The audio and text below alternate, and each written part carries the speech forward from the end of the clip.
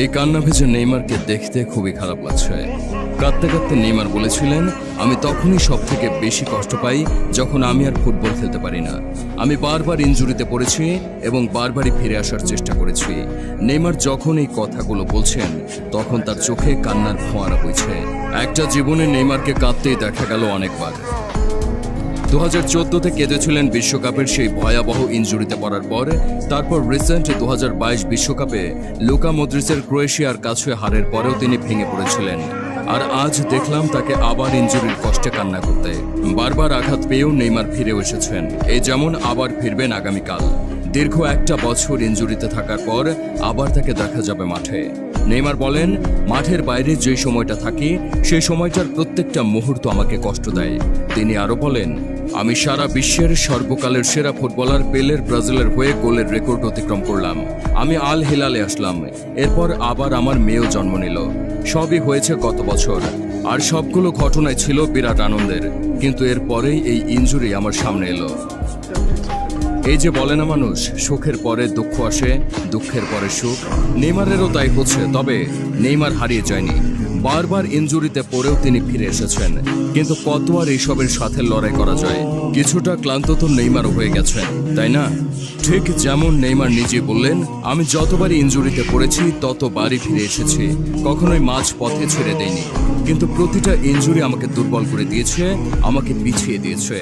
Neymar বলেন, এবারের ইনজুরিটা যখন হয় তখনই আমি বুঝতে পেরেছিলাম এটা বড় কিছু হয়ে গেছে। কারণ আমি এত ব্যথা পাচ্ছিলাম যা বলে বোঝানো যাবে না। নেইমারের ইনজুরির কিছু ভিডিও দেখলেও অবশ্য সেটা আন্দাজ করা যায়, যেখানে রিকভার করতে গিয়ে তার প্রচণ্ড কষ্ট হওয়ার প্রমাণও পাওয়া যায়।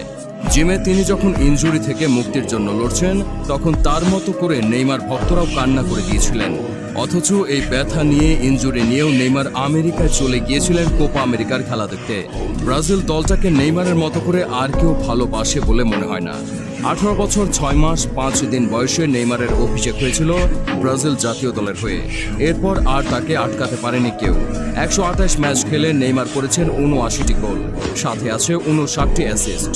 কি ভয়ানক, কি কঠিন লেভেলের পারফরমেন্স! শুধুমাত্র বিশ্বকাপ বাছাইয়ে নেইমার গোল করেছেন 16টি আর অ্যাসিস্ট করেছেন 19টি। বিশ্বকাপে 13 ম্যাচে খেলে করেছেন 8 গোল, সাথে আছে 4 অ্যাসিস্ট। ব্রাজিলকে জিতিয়েছেন তাদের ইতিহাসের একমাত্র অধরা অলিম্পিক গোল্ড মেডেল, জিতিয়েছেন কনফেডারেশন কাপ। সব মিলিয়ে ব্রাজিলের হয়ে সবসময় দুর্দান্ত ছিলেন এই তারকা। কিন্তু তবুও দুর্ভাগ্য যেন তার পিছু ছাড়েনি। ইনজুরি আর অনিয়ন্ত্রিত জীবনযাপনের ফেরে নিজেকে হারিয়ে ফেলে জাদুকর নেইমার। জাতীয় দলে নেইমারের পরিসংখ্যান ব্রাজিল ভক্তদের আফসোস বাড়িয়ে দেওয়ার জন্য যথেষ্ট। এই সময়ের সেরা দুই ফুটবলার মেসি, রোনালদোকে আসনচ্যুত করার প্রতিভা নিয়ে জন্ম হয়েছিল তার। কিন্তু ভাগ্যের ফেরে অর্জনের ঝুলি ক্যারিয়ারের পরন্ত বেলায় এসে নিতান্ত শূন্য। অনেক যদি কিন্তু ফিরে শেষ পর্যন্ত আক্ষেপ হয়েই থাকবে তার নাম, নাকি মুকুটহীন এই প্রিন্স তার নিজের নামকে উজ্জ্বল করতে পারবেন? কি মনে হয় আপনার?